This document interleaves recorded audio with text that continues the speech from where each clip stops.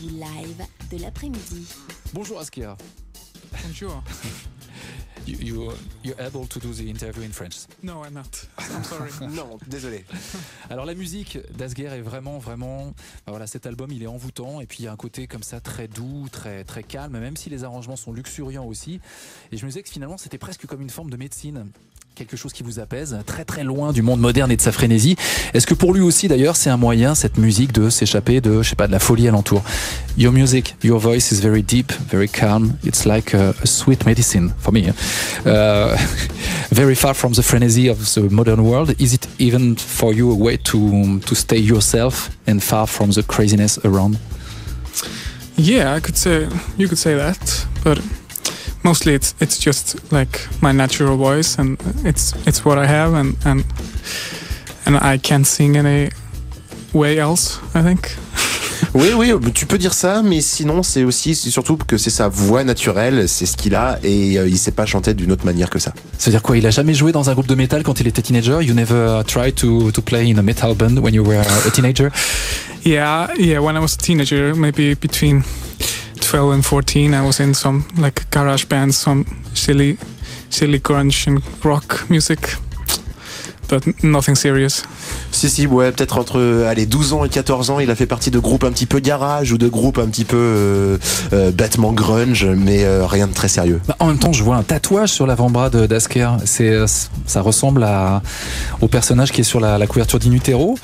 C'est le cas? Est-ce que c'est un clin d'œil au disque In Utero de Nirvana, dont on a fêté les 20 ans? Is it kind of comment on dirait ça? Une dédicace? Kind of reference to In Utero, Nirvana's In Utero. Yeah, this is like the album cover. Yeah, this is the first tattoo I got, and it's just because Nirvana was the first band I was like really into when I was 6 years old, and I collected their albums, and yeah, it was a big part of my life when I was younger.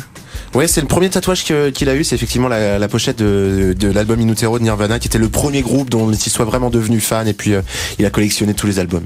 Alors cet album qui sort en France, il y a un petit peu de délai, il va sortir finalement en janvier. C'est un album qu'on a d'abord entendu en islandais avec voilà ce que ça donne quand c'est dans la langue d'Asker.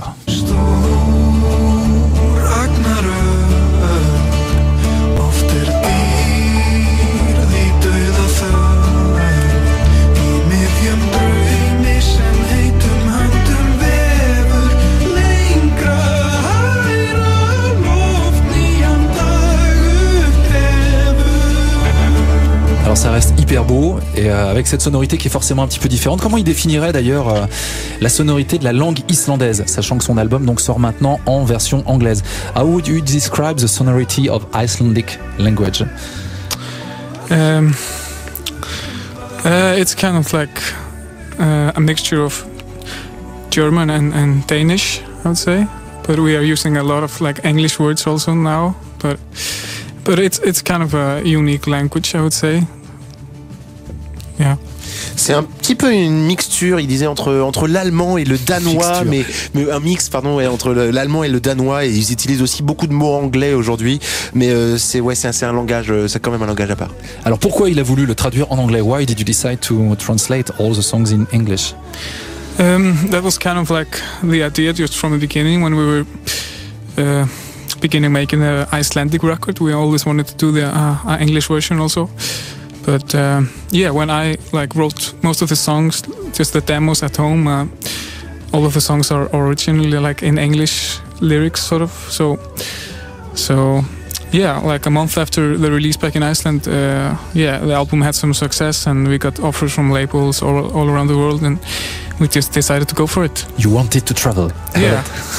En fait, c'était un petit peu l'idée de départ dès le début.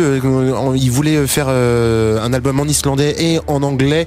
Et même quand il écrivait, d'ailleurs, les démos sont dans une sorte d'anglais, il disait. Et un mois après la sortie de la version islandaise en Islande, comme le disque a eu pas mal de succès, il a commencé à avoir des demandes de du monde entier, des labels du monde entier, des offres qui lui ont été faites. Donc voilà, c'était l'occasion de passer le pas et de faire cet album en anglais.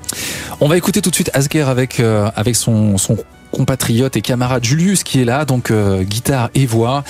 Vraiment un album qui est enchanteur, qui sort dans quelques semaines. On a la chance de l'avoir avec nous. C'est tout de suite le live sur le Mover. Hey Davy, passe-moi ma guitare avant qu'ils en fassent une poêle à frire.